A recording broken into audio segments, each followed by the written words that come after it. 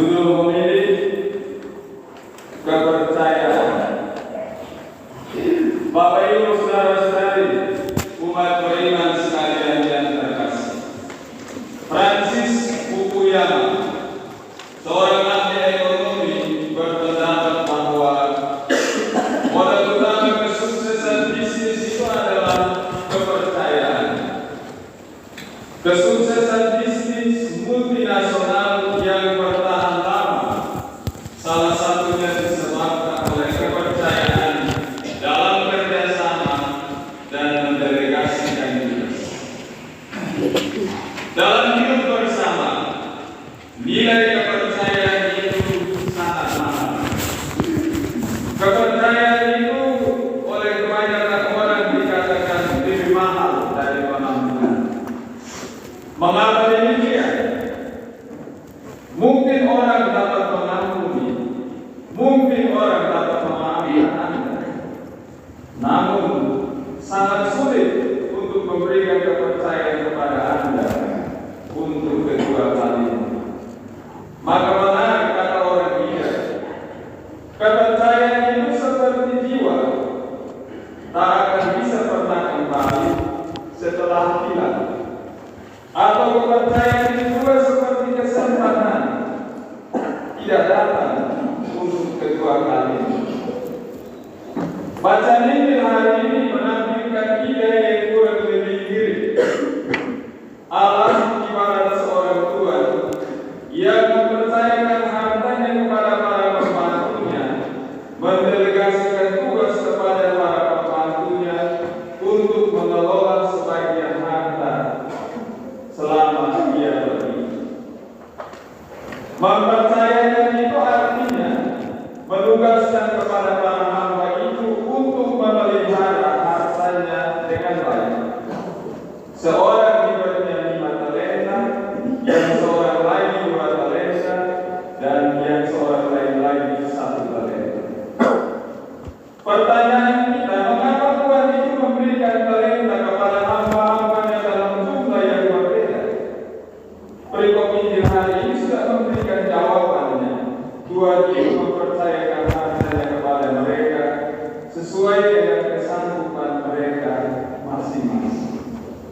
Dengan memberikan talenta kepada hamba-hambanya itu, meskipun jumlahnya berbeda, sebenarnya mau menegaskan bahwa Tuhan itu sungguh-sungguh mempercayai mereka, hamba-hambanya.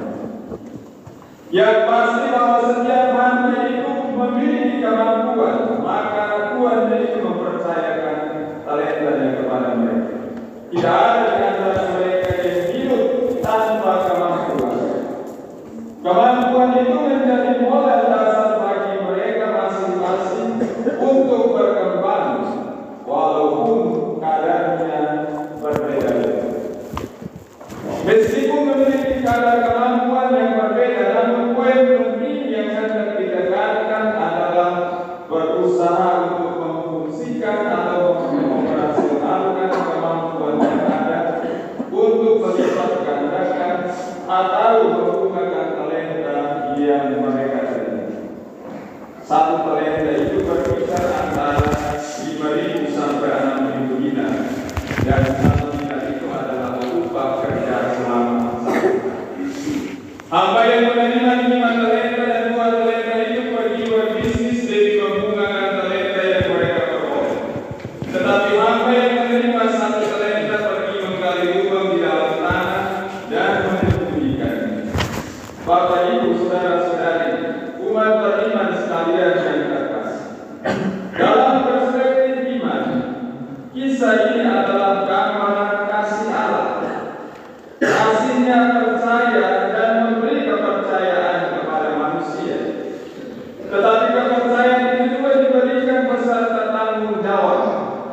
Namun sebenarnya tanggung jawab itu bukanlah sebuah tuntutan, melainkan konsekuensi logis dari kepercayaan. Logikanya, ketika kasih diberikan dan orang tidak memaknainya sebagai hal yang berharga, kasih akan menjadi barang buangan dan orang tidak dapat mengalami relasi yang menyelamatkan dengan Dia yang mengasihi. Tanpa relasi itu dia menjadi pribadi yang terhempas dalam kegelapan. Ia tidak dihukum, melainkan terhukum oleh penolakannya sendiri terhadap kepercayaan yang diberikan Allah. Inilah yang dialami oleh hamba yang menerima satu talenta. Hamba yang jahat itu menuduh tuannya sebagai orang yang kejam, sebab menuai di tempat tidak menabur dan memungut dari tempat ia tidak menanam. Karenanya, kalau uang itu hilang, dia takut dihukum, sehingga ia tidak mau mengambil risiko dan langsung mengamalkannya di dalam sana. Padahal, justru karena tuannya kejam, maka seharusnya hamba itu berbuat apapun agar modal itu menghasilkan laba. Akibatnya, hamba yang malas itu dihukum dengan diambil uangnya dan dicampakkan ke dalam kegelapan yang paling gelap, di mana akan terdapat ratapan dan gertakan gigi karena derita yang tiada henti. Bapak Ibu saudara-saudari bukan beriman sekalian yang terkasih, kasih Allah percaya dan memberi kepercayaan kepada kita pribadi-pribadi yang dikasihinya. Kepada kita Allah menyematkan harapan agar kita bekerja bersamanya untuk membangun relasi kasih yang mengantar kita kepada kebahagiaan bersama. Maka kita diminta untuk tidak menyia-nyiakan kepercayaan yang diberikan.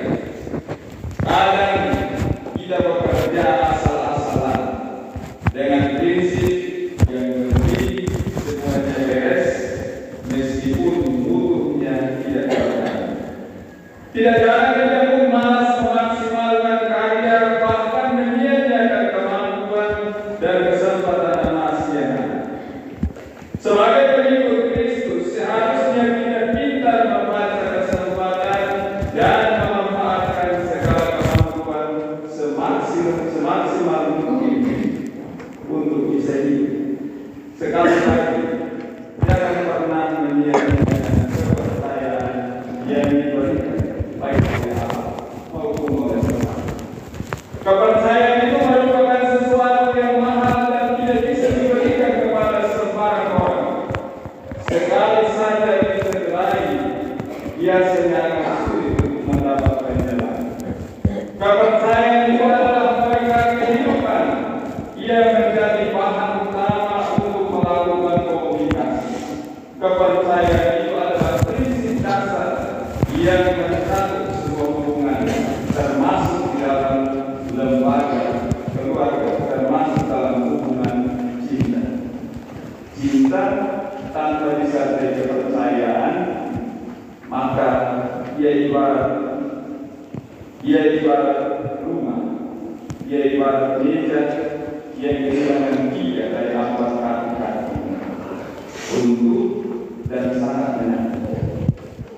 Maka marilah kita bersama-sama berusaha berjuang dengan sekuat tenaga untuk selalu sadar bahwa Allah itu mengasihi kita, Allah itu mempercayai kita.